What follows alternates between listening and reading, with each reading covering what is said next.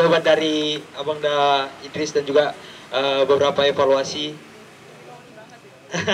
Ya mungkin kita langsung aja ke Ibu Eva dan juga mungkin akan menjawab dari yang dikatakan Bang Idris tadi. Ya baik, terima kasih, langsung saja. Kalau Pak Idris memang begitu, saya tahunya begitu. Tapi ya kalau untuk maju memang harus siap dikritik, kritik yang membangun ya. Jadi ketika Pak Idris mengatakan saya siap jadi siswanya, ya silakan. Karena memang jujur saya mengakui ada banyak kelemahan dalam menulis ini. Tetapi Pak Idris, jadi ada sistem penerbit itu yang kadang saya kurang tahu, kurang paham sistem seperti apa. Jadi ini tahun 2019 ini hanya dalam waktu 1 bulan sudah siap cetak pada waktu itu. Dan sistem edit judul ini juga bukan saya yang menyampaikan, itu adalah penerbit. Itu boleh buka sebenarnya. Ya, gitu. Jadi memang cukup awam juga karena selama ini Ibu saya kan kebanyakan sebagai penulis anggota ya, anggota begitu. Jadi 2019 itu diminta kemudian hanya dalam waktu berapa bulan dan sangat minim untuk tahap editing, sangat minim. Dan saya sebagai penulis memang agak kaget juga pada waktu itu, kenapa sudah jadi gitu. Kemudian itu harus direvisi juga dalam bentuk PDF yang pakai yang menurut saya pada waktu itu memang sangat nge-push untuk seorang penulis pada waktu itu. Dan tidak hanya itu Pak Idris, kemarin itu ada beberapa eksemplar yang dia covernya terbalik gitu, ada beberapa. Saya pikir ya namanya yang di-push dalam waktu singkat, saya pikir pasti dan kita tidak kemudian mengatakan ini reasonnya, tapi itu fakta, itu yang memang terjadi pada buku ini. Makanya tadi di awal saya mengatakan butuh perbaikan lagi di sini untuk kedepannya, dan memang ini masih sangat identik dengan bahasa hasil penelitian pada jenjang pendidikan, dan ini adalah hasil riset ketika saya di UGM pada waktu itu. Dan berikutnya Pak Idris, kenapa tidak dikenakan, tidak ada disinggung di sini masalah sengketa, bukan sengketa ya saya katakan ya, kepemilikan luas tanah daripada Moderaman, Lausi Momo, itu memang tidak saya singgung karena nggak ranah saya gitu. Walaupun memang seperti kata Pak Idris ini bisa dijadikan sebagai referensi atau nantinya saya sebagai saksi, tapi itu memang disampaikan sendiri oleh narasumber saya di situ. Salah satu tenaga medis di Lausi Momo, dan mereka menyampaikan jangan disinggung sampai ke situ. Apakah ini sengketa atau tidak itu urus saja GBKP dan Pemda setempat. Jadi saya ada batas, ada domain untuk tidak mencampuri itu. Jadi saya tidak menulis memang. Jadi saya punya target tersendiri untuk penulisan buku ini dengan segala bahasa dan kelemahannya, bahwa hanya ingin menunjukkan bahwa ada pandemi, ada epidemi wabah di Tanah Karo, yaitu epidemi lepra, yang masyarakat berpikir lepra itu tidak apa-apa, tapi sebenarnya Indonesia adalah negara penyumbang nomor 2 kasus lepra yang perlu sebenarnya diperhatikan oleh pemerintah. Bahkan tidak jauh berbeda dengan COVID, dengan HIV/AIDS seperti kata Brandfo tadi. Itu visi misi saya untuk menampilkan ini. Baru yang kemudian adalah ketika kemudian kita merasa selama ini fakta sejarah menunjukkan mengarah kepada perubahan sosial yang ada di Tanah Karo itu adalah karena kristenisasi, adalah karena zending, tapi sebenarnya itu adalah impact atau dampak daripada penanggulangan lepra tadi. Jadi saluran yang pertama itu adalah lepra di Lausi Momo, dan populasi saya Tanah Karo, tapi sampel saya di sini saya penelitian saya pada Lausi Momo, jadi tidak merambah sampai kemana-mana. Dan memang Lausi Momo itu adalah sebagai lokasi penampungan untuk para penderita lepra yang dikenakan upaya penanggulangan oleh para zending itu Pak Idris ya. Jadi memang buku ini banyak kelemahan, makanya tadi saya katakan. Jadi sekali lagi saya katakan tadi bahwa memang bahasanya bahasa sangat sederhana, ya tidak butuh kemudian untuk untuk ditingkatkan lagi, tapi tidak melihat usia. Tapi yang namanya belajar, saya pikir tidak mengenal usia. 30-40, usia saya juga 40, tidak bisa seperti Mbak Reni ya. Saya pikir ada informasi, ada fakta sejarah yang saya kuat di sini. Itu aja kalau dari saya. Terima kasih. Kalau untuk menanggapi pertanyaan tadi ya, juga memperkuat seperti yang disampaikan Pak Idris tadi. Dan berikutnya tadi saya sedikit memperkuat lagi dari pernyataan Pak Idris tadi bahwa memang yang di Tanah Karo itu beriringan, bersamaan antara Zendinglisasi, Kristenisasi dengan kemudian lepra. Nah, apakah kemudian di Karo juga mendapatkan izin, tidak generalisasi?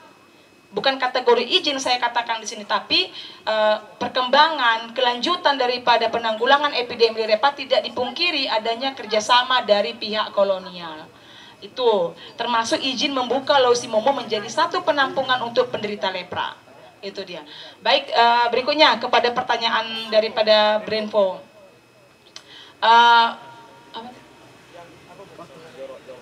Jorok ya. Iya. Ini dampak dari sejarah Sumatera Utara dia bawa sampai ke sini. Oke. Untuk jorok itu saya sangat-sangat ini ya. Itu teori relativisme kita bisa katakan, kita mainkan di istilah jorok dengan tidak jorok. Bagi saya kamu jorok, bagi kamu bersih, kan begitu. Tapi bukan berarti Tanah Karo, masyarakat Karo di era yang saya bahas ini kemudian menutup kemungkinan bahwa, menutup mata bahwa orang di luar Karo juga jorok. Itu fakta yang ditemukan dan itu faktor yang mendorong kemudian lepra tadi berkembang. Jadi ada faktor-faktor imunitas, ada faktor kebiasaan, kemudian ada ya karena kebiasaan seperti kamu katakan tadi, masyarakat Karo itu punya ture. Ture itu adalah halaman yang halaman luas yang ada bambu-bambu begitu dan ternak berkeliaran, kemudian masyarakat Karo juga membuang hajatnya di situ tanpa adanya toilet gitu. Nah, bukan berarti kemudian justifikasi yang ada di sini atau subjektivisme, tidak, tetapi nah itu fakta, itu salah satu pendorong kenapa kemudian lepra itu berkembang di situ. Nah, terlihat dari upaya penanggulangan yang dilakukan oleh para Zending, yaitu apa? Membangun rumah, kemudian memperkenalkan penggunaan jamban gitu. Itu terlihat. Kenapa diperkenalkan jamban? Berarti kan tidak ada sebelumnya jamban. Di mana mereka biasanya? Oh, di Ture. Begitu. Nah, jadi ya relativisme, tapi tidak kemudian kita justifikasi orang Karo itu jorok, tidak gitu. Tapi fakta di sini kan seperti itu. Orang Toba jorok ya pada era ini saya pikir iyalah gitu. Tingkat pendidikan yang rendah, siapa yang tahu penggunaan toilet, penggunaan hand sanitizer. Ya sekarang aja kita juga budaya hand sanitizer karena Covid. Kalau enggak juga kita enggak akan cuci tangan juga kalau makan. Gitu, umumnya kebiasaan masyarakat awam. Nah itu, nah kemudian HIP, saya tidak merambah ke sana karena saya bukan ahli HIP gitu ya. Tetapi saya pernah berbicara, saya pernah bertanya salah satu kasat narkoba di Poltabes. Kemudian beliau mengatakan bahwa Indonesia itu adalah krisis narkoba dan kita sudah sangat gawat darurat narkoba, bukan, maaf ya saya klarifikasi ya. Gawat darurat narkoba. Jadi tidak ada lagi masyarakat kita yang tidak menyentuh narkoba. Kalau dulu ganja, maaf ya, sorry, bukan kemudian gimana gitu ya. Kalau sekarang kan levelnya si putih gitu. Nah, beliau mengatakan, saya lupa pula itu Pak Idris Kasat Narkoba, tapi sekarang beliau tidak di Poltabes lagi. Beliau lupa saya benar. Nah, beliau mengatakan ada salah satu desa, entah kecamatan atau apa begitu di Tanah Karo yang hampir 60-70% pemuda ya, pemudanya itu sudah terkena HIV/AIDS bukan karena free sex, bukan, tapi karena suntik. Jadi media penularannya adalah suntik. Saya tidak tahu suntik seperti apa, media penularannya adalah suntik. Dan kemarin mahasiswa sejarah pernah ingin melakukan riset untuk meneliti tentang perkembangan HIV/AIDS di Tanah Karo.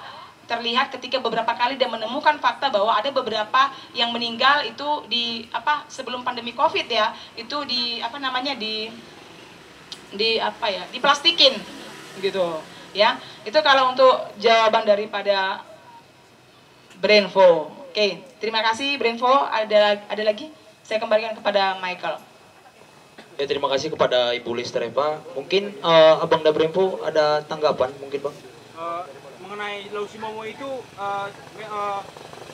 memang sebagai tempat, memang apakah orang luar juga ada yang di situ, apa memang orang Karo cuman disediakan tempat itu gitu? Karena belum terjawab tadinya, karena kan seperti HIP juga kan kenapa tinggi, karena ada juga statement bahwasanya di Karo itu memang ada tempat gitu loh, tempat yang disediakan untuk rehabilitasi. Apakah lepra ini juga memang sebuah tempat yang dibuat khusus oleh kolonial dan orang luar juga bisa di situ disembuhkan gitu loh. Oke. Terima kasih. Seperti apa yang saya katakan tadi dari awal ya, bahwa Tanah Karo itu bukan hanya orang Karo saja di dalam, tetapi juga dari Alas, dari Takengon dan sebagainya. Sebelum ada rumah sakit kusta di mana namanya ini, di Sicanang, itu orang dari Aceh yang dekat kemari itu masuknya ke Tanah Karo. Dan kemudian mereka bisa berbahasa Karo dan bermarga Karo, sama seperti yang di Elim. Orang Karo juga ada di Elim, orang Minangkabau juga ada di Elim, dan kemudian mereka telah membuat marga Batak gitu. Jadi ini juga menjadi satu hal yang menarik sebenarnya. Saya bertemu dengan beberapa itu di Laut Simomo. Nah, kalau kita sekarang lihat, coba itu yang di simpang-simpang itu yang pakai kotak itu, di lepra itu, coba lihat itu mayoritas Aceh dari daerah dingin, gitu ya. Kenapa kebanyakan dari daerah dingin? Karena dingin mungkin mereka jarang mandi, jarang apa segala macam, dan itu membuat bakteri itu cepat. Karena kusta ini bakteri, bukan virus. Dia bakteri, cepat dia. Gitu. Jadi betul yang Anda katakan bahwa di Karo itu tidak semua orang Karo. Entah sekarang. Ketika sampai tahun 87 tidak. Ketika saya sering ke sana sampai tahun 87 itu bukan hanya orang Karo yang ada di Laut Simomo. Terima kasih. Iya, untuk menambah lagi bahwa memang Laut Simomo itu ada tempat penampungan berinfo, tapi tidak tertutup kemungkinan data yang saya peroleh dari buku Elbodaan itu bahwa dari Simalungun juga ada Pak Idris pasiennya. Jadi makanya kalau di buku ini, buku yang sangat sederhana dengan segala kelemahannya, Berinfo kamu bisa baca nanti ya Berinfo ya, di halaman berapa ini sampai ada puisi Berinfo, Ambit Huboto Laut Simomo. Itu kalau di bahasa Simalungunnya, seandainya saya tahu Laut